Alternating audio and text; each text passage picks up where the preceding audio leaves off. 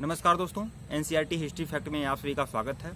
आज हम मेहरगढ़ की चर्चा करेंगे। मेहरगढ़ एक ऐसी जगह है जहां पर नौपाषाणकालीन सभ्यता के बहुत सारे साक्ष्य प्राप्त हुए हैं, सिंधु घाटी सभ्यता के भी बहुत सारे साक्ष्य प्राप्त हुए हैं और जो भी प्रागैतिहासिक काल के बहुत सारे अवशेष प्राप्त हुए हैं, प्रागैतिहासिक काल की बहुत सारी जो रहस्य है वह मेहरगढ़ में खुल जाता है। तो आज हम एनसीईआरटी हिस्ट्री फैक्ट में आज हम मेहरगढ़ के बारे में चर्चा करेंगे। तो इसके पहले का अगर आप लोगों ने वीडियो नहीं देखा है तो प्लेलिस्ट में जाइएगा। एनसीईआरटी हिस्ट्री फैक्ट के नाम से प्लेलिस्ट बनी हुई है जिसमें एनसीईआरटी की पुस्तकों पर आधारित जो भी रहस्यात्मक बातें हैं, जो आपके परीक्षा की दृष्टि से जो भी महत्वपूर्ण फैक्ट हैं, वह हम अपने एनसीईआरटी हिस्ट्री फैक्ट की सीरीज में कंप्लीट करते हैं। तो आज हम मेहरगढ़ की चर्चा करेंगे। तो देखिए दोस्तों, मेहरगढ़ एक ऐसा जगह है जहां पर नौपाषाणकालीन सभ्यता के बहुत सारे अवशेष प्राप्त हुए हैं और सिंधु घाटी सभ्यता के भी बहुत सारे अवशेष प्राप्त हुए हैं। यह मेहरगढ़ कहाँ है? तो मेहरगढ़ इस समय जब पहले तो यह भारत में ही था, हमारे देश भारत में ही था, लेकिन जब हमारे देश का बंटवारा हो गया 1947 में तो यह पाकिस्तान में चला गया। तो पाकिस्तान के बलूचिस्तान प्रांत में किरथर पहाड़ी जो हिमालय का किरथर पहाड़ी जो है हिमालय का पश्चिमी विस्तार है।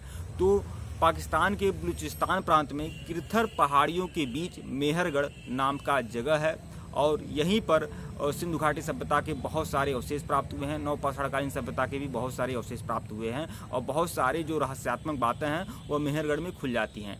मेहरगढ़ जो है बोलन नदी के किनारे है। मेहरगढ़ जो है बोलन नदी के किनारे है और बोलन दर्रा भी वहीं पर है। बोलन दर्रा जो है पाकिस्तान को ईरान से जोड़ता है।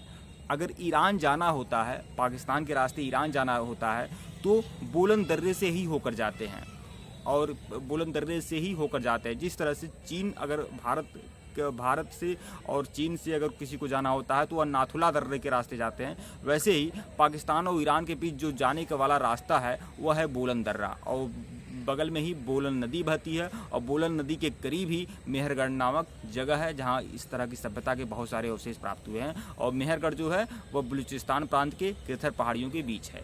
तो आज हम मेहरगढ़ की चर्चा करेंगे। तो देखिए दोस्तों, मेहरगढ़ में कृषि के पुरातन साक्ष्य मिले हैं। मतलब विश्व में सबसे पहले कृषि किया गया वह मेहरगढ़ में ही किया गया। गेहूँ और जौ की खेती सबसे पहले मेहरगढ़ में की गई थी। गाय, बैल, भैंस, भेड़, बकरी आदि जानवरों को पालतू बनाया जाने लगा तो वह मेहरगढ़ में ही बनाया जाने लगा और मेहरगढ़ में बहुत सारे गाय, बैल, भैंस, भेड़, बकरी आदि की हड्डियों के साक्ष्य प्राप्त हुए हैं। तो इस आधार पर हम कह सकते हैं कि कृषि का जो आरंभ हुआ वह भी मेहरगढ़ में हुआ और जो पशुपालन का प्रारंभ हुआ वह भी मेहरगढ़ में ही हुआ। मेहरगढ़ में बहुत सारे आयताकार और चौकोर घर भी मिले हैं। बहुत सारे आयताकार और चौकोर घरों के अवशेष मिले हैं जिसमें हर घर में 4 या 5 कमरे हैं और घर जो है बहुत ही अच्छी स्थिति में था। मतलब आज के घरों की तरह 4 या 5 कमरे थे। तो घरों के अवशेष भी मिले हैं और मेहरगढ़ के जो लोग हुआ करते थे वह मतलब मृत्यु के बाद भी जीवन में विश्वास रखते थे। इसलिए मेहरगढ़ में एक ऐसा स्थान मिला है जहाँ किसी व्यक्ति को दफनाया गया है और उसके साथ एक बकरी को भी दफनाया गया है। अब न जाने मेहरगढ़ में इस एक व्यक्ति के साथ बकरी को क्यों दफनाया गया। संभवतः पुरातत्वविद जो हैं, जो हमारे इतिहासवेत्ता हैं, यह निष्कर्ष निकालते हैं कि मेहरगढ़ के लोग जो थे वह यह इसमें विश्वास करते थे कि पारलौकिक जीवन में विश्वास करते थे और शायद उस मृतक को खाने के लिए वहाँ पर बकरी भी दफनाया गया था।